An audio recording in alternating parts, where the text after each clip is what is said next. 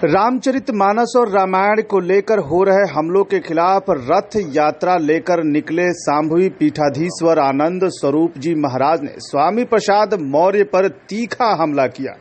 स्वामी प्रसाद मौर्य को बिन पेंदी का लोटा बताते हुए कहा कि 5 साल भाजपा में मलाई खाई, रामायण की चौपाई याद नहीं आई, जबकि चौपाई का विधि पूर्वक वर्णन योगी आदित्यनाथ ने विधानसभा में कर दिया है।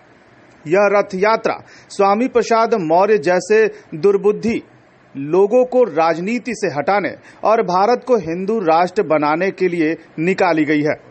लोगों को लगता था कि 500 साल में ही राम मंदिर नहीं बनेगा, लेकिन बना। वैसे ही लोगों को लग रहा है कि भारत हिंदू राष्ट्र नहीं बनेगा, लेकिन आने वाले 3 सालों में भारत हिंदू राष्ट्र बनकर रहेगा।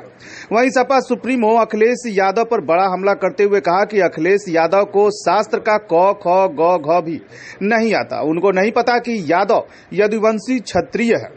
ऐसे में अगर कृष्ण क्षत्रिय हैं तो उनके वंशज यदुवंशी शूद्र कैसे हो सकते हैं। ऐसे लोग राजनीतिक लाभ लेने के लिए अगर डोम भी बन जाए तो उनकी बातें करना बेकार है। हमारे यहाँ संविधान ने जाति बनाई है, न कि हमारे शास्त्र और धर्म ने। वहीं दावा किया कि हमने 400 पेज का हिंदू संविधान का प्रारूप प्रधानमंत्री को भेज दिया है। हिंदू राष्ट्र बनने के बाद जातीय व्यवस्था का नया प्रारूप तैयार होगा। वहीं कहा कि पाकिस्तान में जो स्थिति हिंदुओं की है, वही स्थिति मुसलमानों की भारत में होगी। जो अधिकार हिंदुओं को पाकिस्तान में मिल रहा है, उतने ही अधिकार मुसलमानों को भी मिलेंगे।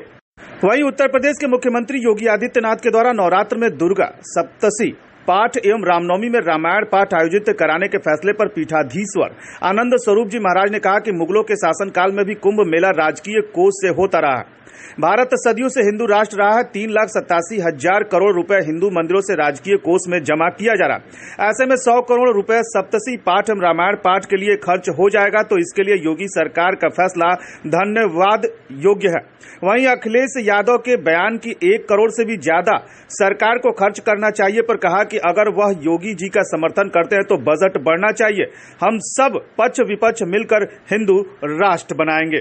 यात्रा निकली है रामचरितमानस के ऊपर जो हमले हो रहे हैं, लगातार हिंदू संस्कृति के ऊपर जो हमले हो रहे हैं उसके लिए तो स्वामी प्रसाद मौर्य जैसे बिना पेदी के लोटे की बातें करना, आप इतने साल के हो गए, 5 वर्ष उन्होंने मलाई खाई भाजपा के साथ, तब वो चौपाई उनको याद नहीं आई।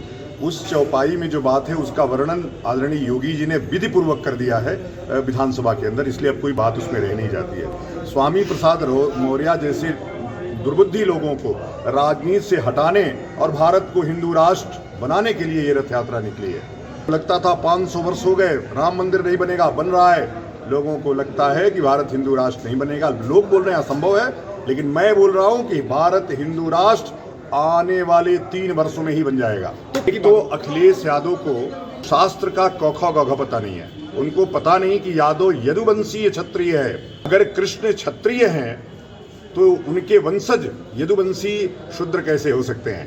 तो ऐसे लोग जो राजनीतिक लाभ लेने के लिए डोम भी बन जाएंगे, कुछ भी बन जाएंगे, उनकी बातें करना बेकार है। जो जातियां बनी हैं उसको संविधान ने बनाया है, शास्त्र ने कोई जात नहीं बनाया, हिंदू धर्म ने कोई जाति नहीं बनाई। जो जाति बनी है वो नेताओं ने बनाई है और नेताओं के संविधान ने बनाया है। इसीलिए भारत जब हिंदू राष्ट्र बनेगा तो वो उसका नए सिरे से पूरी रचना होगी। और हमने 400 पेज की हिंदू संविधान उसका प्रारूप तैयार करके प्रधानमंत्री जी को और अन्य जितने भी मिनिस्ट्रियल हैं उनको भेज दिया है। उसका जो पाकिस्तान में मुसलमानों की हिंदुओं की स्थिति है, भारत में वही स्थिति मुसलमानों की होगी।